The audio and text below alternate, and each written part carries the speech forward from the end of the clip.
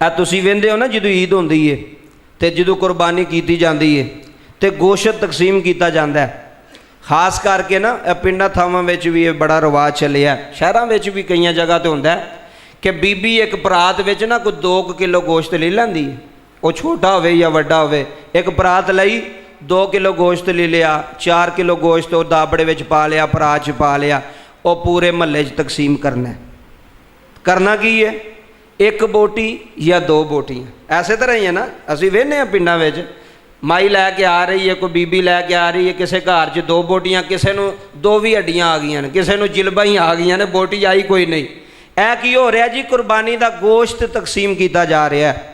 इस तरह कुरबानी का गोश्त तकसीम करना ठीक नहीं। तुसी एक बोटी पे देंदे हो, 2 बोटी पे देंदे हो, उहदे नाल बेहतर है कि जिन्हों गोश्त देना है उन्होंने कोई किलो 1.5 दिओ, उहदी विचारे दी शाम की हांडी तो पके ना, कोई सालन तो बने ना। हुण एक बोटी तकसीम करके तुसी की पे वेंदे हो? अल्लाह नहीं वेख रहा? 2 बोटियां फड़ियां ने, शैपरां च पाइयां ने, अद्ध पा गोश्त दिता जा रहा है जी, कुरबानी दी है जी असीं, है जी गोश्त तकसीम किया जा रहा है। इस तरह तरीका ठीक नहीं। किसी की इज्जत भी मजरूह ना करो। पहले नंबर ते गट्ठा करके लोग जमा करके गोश्त नहीं तकसीम करना चाहिए। उन्हां विच कोई ऐसे भी होंदे ने जिहड़े सफ़ेद पोश होंदे ने। गोश्त अगले दे घर पहुँचाओ, बोलो गोश्त अगले दे घर। ऐ नहीं भी फोन किया आके ले लो जी, इत्थे वो लैके जाता हो तो उन्होंने भी बंदे वेखण भी है जनाब इन्हां कोल गोश्त लैके जा रहा है। यह भी तरीका ठीक नहीं। यह बरीक गल्लां ने, सोचण समझण वालियां, इन्हां ते गौर करो। गोश्त देना अगले दे घर, इज्जत ना पहुँचाओ। लै जनाब है कुरबानी दी है, यह तुहाडा हिस्सा आ गया।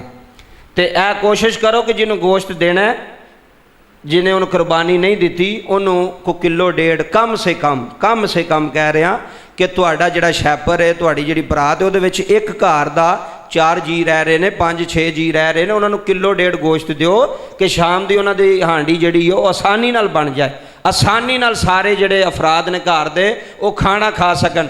1-2 बोटी वाला पिंडां विच भी जाओगे तो दस्यो जाके, उधर भी यह रिवाज बड़ा चलता है। बीबियां ने 1.5 किलो गोश्त पूरे महल्ले तकसीम कर छड़िया। 3 घरां 1.5 किलो गोश्त तकसीम कर छड़िया। 2 किलो वेखो किन्ना किन्ना दिता होएगा, जिहड़ा सारियां घरां 'च तकसीम हो गया। तो गोश्त तकसीम करन लगे पहला ये सोचो अगले दे घर दिओ, अदब नाल दिओ, एहतराम नाल दिओ, और नंबर 2 इन्ना क दिओ कि अगले दा निज़ाम चल जाए। अगला मसला ये भी